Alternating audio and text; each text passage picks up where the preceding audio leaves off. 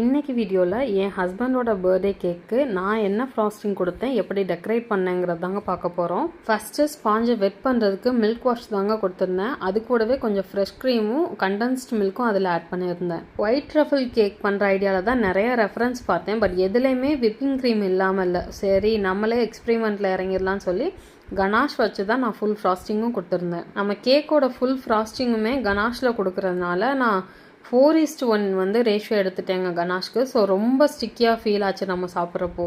நீங்கள் எடுக்கிறப்போ 2:1 எடுங்க, அதுவே உங்களுக்கு பர்ஃபெக்டாக இருக்கும்.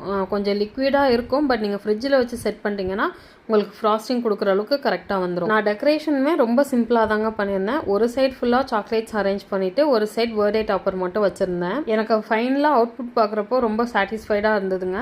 டேஸ்ட்டுமே எல்லாருக்குமே ரொம்ப பிடிச்சிருந்தது. பட் வந்து அந்த ஸ்டிக்கினஸ் மட்டும் இல்லைனா இன்னும் வந்து டேஸ்ட் பெட்டராக இருந்திருக்கும்னு ஃபீல் பண்ணாங்க. என் ஹஸ்பண்டோட பர்த்டே எனக்கு ரொம்ப ஸ்பெஷலுங்க. பிகாஸ் அன்னைக்கு தான் என் தம்பியோட பர்த்டே. அதே மாதிரி என் அம்மாச்சி தாத்தா ஃபஸ்ட்டு பிஸ்னஸ் ஸ்டார்ட் பண்ணது சேம் இயர் சேம் டேட்டில். அந்த பிஸ்னஸ் தான் இப்போ வரைக்கும் எங்கள் ஃபேமிலியோட பேக் போனாக இருக்குது.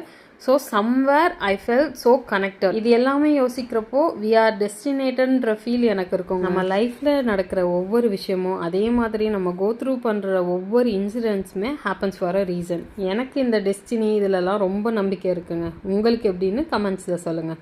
அதே மாதிரி இந்த கேக்கோட அவுட்புட் எப்படி இருக்குன்றதை கமெண்ட் பண்ணுங்கள்.